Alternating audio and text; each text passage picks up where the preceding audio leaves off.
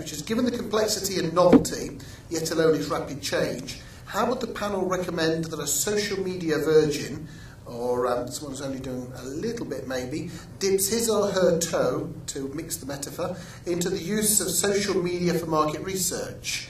What would be a relatively simple and low-risk approach that is still likely to yield useful results? So we'll start with Johnny. We'll go through Mark and Nick, and then we'll come back into a sort of a broader perspective. Yeah, I mean, obviously the easiest way in is to do a poll on Facebook and things like that with your mates and that sort of thing. But if you're looking for a more structured research approach, personally, I think you couldn't do better than running a bulletin board for a bit. And so you can recruit in your sample from wherever means. Bulletin boards are available on the net free of charge, I believe, still. So you can design your own and that side of things. You just need a subject. The good thing about bulletin boards is it will be like a mini community for a week, so there's not a huge investment in it or anything like that. And day to day, you can change what your questions are. You can be influenced by whatever people have written on it the previous day, and then change your discussion guide as you move along. To me, I think that's one of the best. I mean, personally, I don't like online focus groups. They're too short. You really don't get enough information out of them, so they are no replacement for a face-to-face one. But I do think there's a lot of worth in bulletin boards from that point of view. So yeah, I'd say that's an easy way.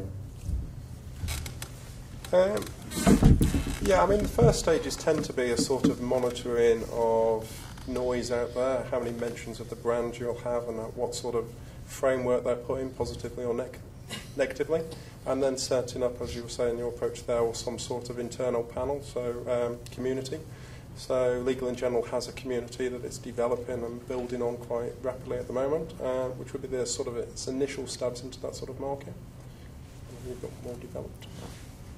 I suppose mine says I'd do the stuff that was free, right? So, you know, very quickly, if you're saying do the stuff that isn't a replacement for what you're doing. So if you're saying, oh, I want to understand for the first time how social media could help me, then, you know, whatever the client is, whatever the project is, then, you know, a little bit of time spent searching Twitter, looking for the hashtags, finding out what the comments are, a little bit of time going on that brand's Facebook wall, understanding what the themes are, a little bit of time looking on YouTube, a little bit of time using some of the free tools that are on the internet. So for, you know, Google Beta search terms, where you can easily look at what the trends are in terms of search. I mean, all of that stuff, I suppose, as a you know, independent consultant, is free to use, and means that in addition to the more traditional method, you can kind of pepper what you're doing already with stuff that is, you know, coming from a social media landscape. Once you get more confident with it, you're clear as to what it is, what it gives you, then then go to the state of, you know, using it to set up bulletin boards or whatever. But I think if you're going to dip your toe in the water, I'd do the stuff that's low risk, low cost. It's kind of it's free, and there's plenty of stuff that you can get. I mean, you know, the Google piece of research, I think, is a really, you know, we use that a lot. It's a really useful way, just understanding what the trends are for your brand, for other brands. There's no scale about it, you know, scale on the axis, but at least you understand, is this an issue that's growing or shrinking? Where do people go next? I think it's a great tool. So there's plenty of stuff like that that's free and is out there, and, you know, why not? You use it a bit, so you get familiar with it, and then go from there.